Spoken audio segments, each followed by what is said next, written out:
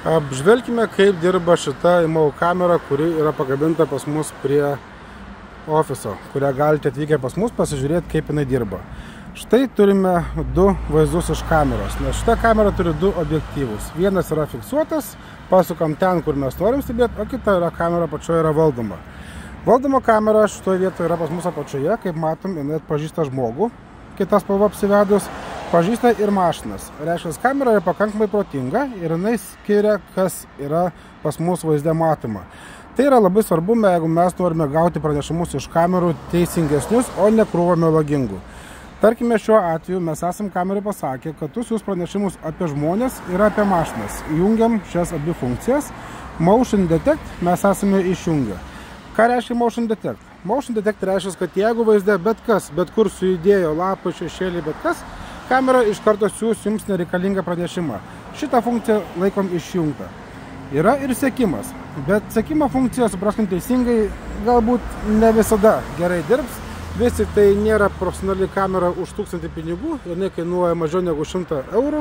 Taip kad sekimas pas vienus gali būti geras, pas kitus gali būti ne visai jisai idealus. O kodėl tai būna? Jeigu jūsų aplinka yra gan vienodos spalvos ir žmogus puikiai aiškiai matosi jūsų teritorijai, kamera sekios. Negali būti žmogus per daug arti prieėjęs kameros, kad nebūtų jai labai didžiulis vaizdas prieš akis, nespės tiesiog sekti. Turi būti šiek tiek didesnė distancija. Pas kitusgi galbūt yra daug tujų, daug krūmų ir kamerai bus sunkiau identifikuoti žmogų. Todėl tokios kameros to sekimo idealaus neatliks. Gerai seka kameros nuo 1000 pinigų.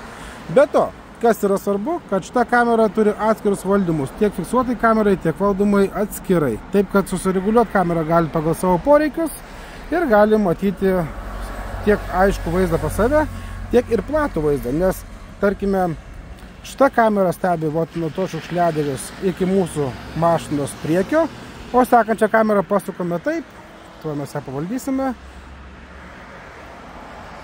pasisuksime biškį mes ją į šoną, stebėsim sekantį vaizdą nuo šios mašinos priekinio lango ir, kai yra užšaltos rankos jau, nu va. Dabar turime platų vaizdą per abi kameras. Matom žmogeliuką, matom mašinas, kamera protinga ir pakankamai nebrangi. Taip kad jeigu ieškote protingos ir praktiškos dovanos galbūt savo ar giminaičių ar draugui, tai yra nei prageriama, nei pravalgoma ir tarnaus ilgai. Tikrai geras pasirinkimas tiek savo, tiek dovanoms.